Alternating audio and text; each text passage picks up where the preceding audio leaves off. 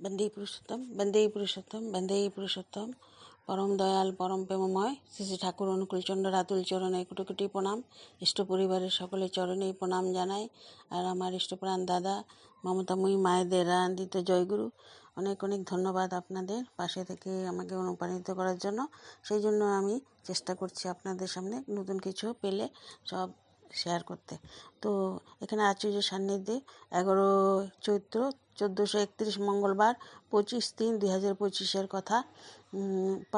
পাথানান্তে বরণনাট মণ্ডপে আচার্যদেব পঠিত সরস্বতী গ্রন্থ 994 নম্বর বাণীসূত্র বলছেন, সার্থকভাষী মানে বোধ তাৎপর্যবাহী বক্তা। তাৎপর্যের প্রবাহ থাকবে, কথাবার্তা বিচার পরিচর্যার মধ্যে মানুষ একটা নিশ্চয়তার জায়গায় উপনীত হতে পারবে, যাতে তারা নিজের থেকে অনায়াসে তা মঞ্জুরি অর্থাৎ স্বীকৃতি দিতে পারে।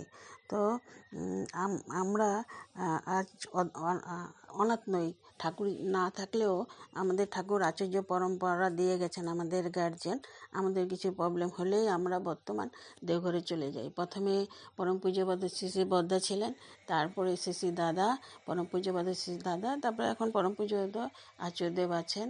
তো সেই দেওঘরে আমরা যখনই যাই তখনই ওনার দর্শনে আমাদের সকল সমস্যা নিরসন হয়েই যায়।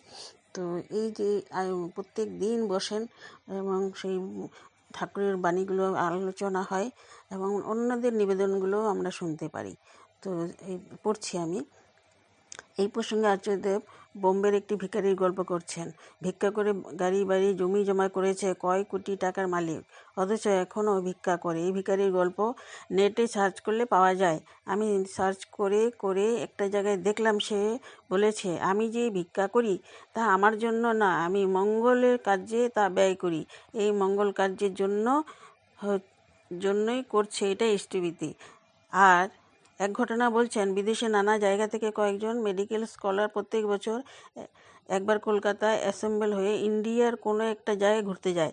এবার তারা এসেছিলেন দেওঘরে সৎসঙ্গ আশ্রম দেখতে, কেননা ওদের মধ্যে একজন ছিলেন দীক্ষিত। তিনি হতদরিদ্র অবস্থায় দীক্ষা নিয়েছিলেন। তিনি মেডিকেল পড়তে পড়তে ঠাকুরের কাছে চিঠি লিখেছিলেন, জানতে চেয়েছিলেন, আমার হতদরিদ্র অবস্থা, আমি কি করে ইষ্টবৃত্তি চালু রাখবো।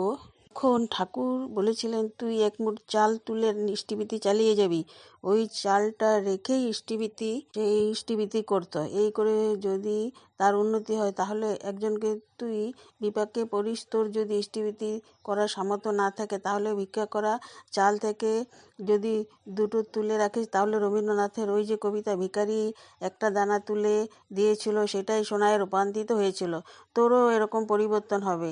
তাই হতদরিদ্র হলেও তুমি ইষ্টবৃত্তি বন্ধ করতে পারো না। তুমি লক্ষণের মতো বনবাসে 14 বছর ফল তুলে তুলে রাখছো, এরকম কিছু করছো না। বিষয়টা হচ্ছে, আমার ইষ্টবৃত্তি সর্বদা অম্লান থাকবে।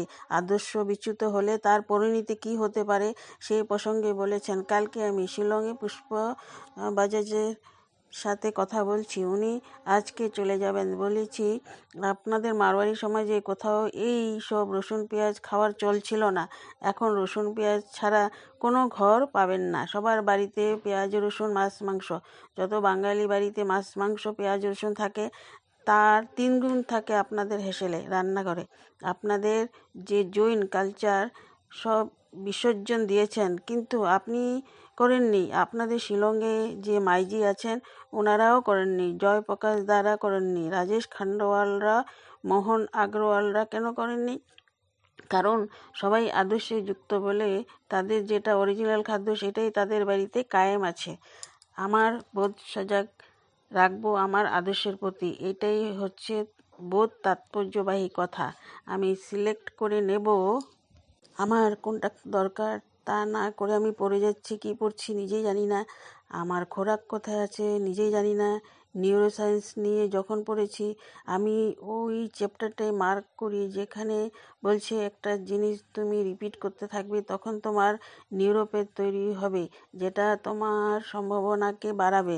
তাহলে আমি যে নাম করছি এইটা আমার নিউরোপ্যাথ সৃষ্টি করছে, এটা আমার সম্ভাবনা বাড়াচ্ছে। নিউরোসায়েন্স বলছে ব্রেনে 40 বছর পর থেকে স্ল্যাগিশ হয়। দেখা যায় বয়স হলে মানুষ কী যে বলতে থাকে, কোনো সামঞ্জস্য থাকে না।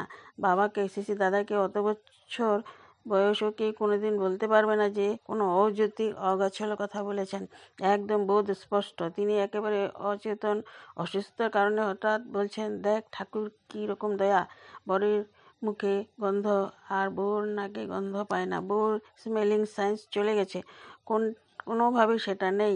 আর বরের মুখে দুর্গন্ধ, বলছেন এটাই ঠাকুরের দয়া আমাদের প্রতি। বলছেন কথাটা একটা হাসির গল্প হচ্ছে, কিন্তু কতকটা নিয়ে কথা, মানে কতকটা সেন্স উইথ থট এটার মধ্যে রয়ে গেছে।